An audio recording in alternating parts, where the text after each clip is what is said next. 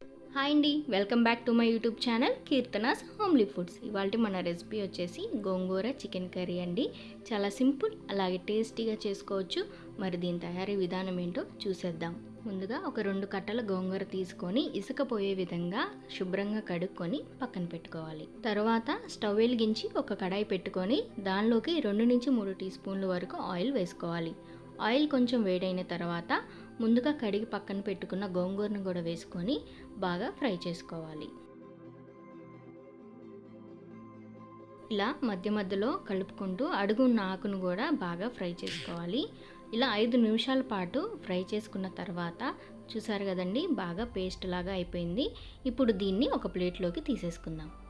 ఇప్పుడు అదే కడాయిలోకి ఒక 4 స్పూన్ల వరకు ఆయిల్ వేసుకొని ఆయిల్ కొంచెం వేడైన తర్వాత 2 ఇంచుల దాల్చిన చెక్క, ఒక అనాస పువ్వు, కొన్ని లవంగాయలను వేసుకొని బాగా ఫ్రై చేసుకోవాలి. అవి కొంచెం ఫ్రై అయిన తర్వాత ముందుగా కట్ చేసి పెట్టుకున్న 2 మీడియం సైజ్ ఉల్లిపాయ ముక్కల్ని, అలాగే 4 పచ్చిమిర్చిని కూడా వేసుకొని బాగా ఫ్రై చేసుకోవాలి.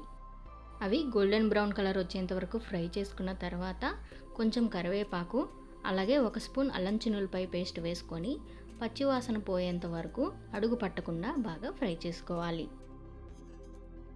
వేసుకున్న పేస్ట్ పచ్చివాసన పోయిన తర్వాత ముందుగా శుభ్రంగా కడిగి పక్కన పెట్టుకున్న చికెన్ను కూడా వేసుకుంటున్నాను. ఈ చికెన్ ఒక 1/2 కేజీ దాకా ఉంటుందండి. దానిలోకి ఒక 1/2 టీ స్పూన్ పసుపు, 1 స్పూన్ కల్లుప్పు వేసుకొని బాగా కలుపుకోవాలి.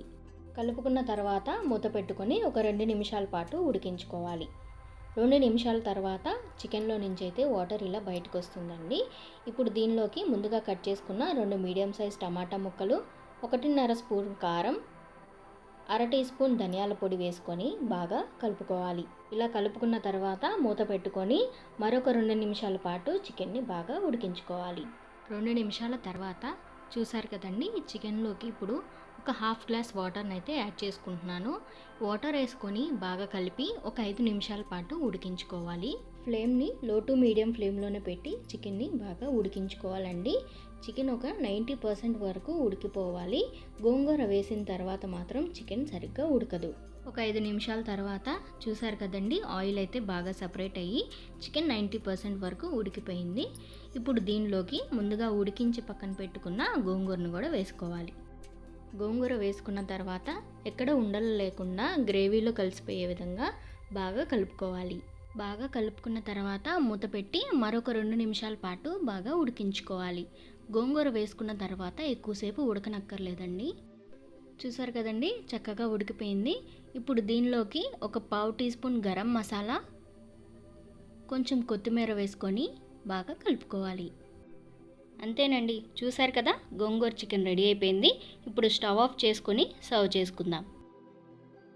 మరి ఈ సింపుల్ అండ్ టేస్టీగా చేసుకునే గోంగూర చికెన్ని ఒకసారి మీరు కూడా ఇంట్లో ట్రై చేసి ఎలా ఉందో కామెంట్ సెక్షన్లో కామెంట్ చేయండి. Thank you for watching my video. Please like, share and subscribe to my channel. పక్కనే ఉన్న బెల్ ఐకాన్ని క్లిక్ చేయడం మాత్రం మర్చిపోవద్దు.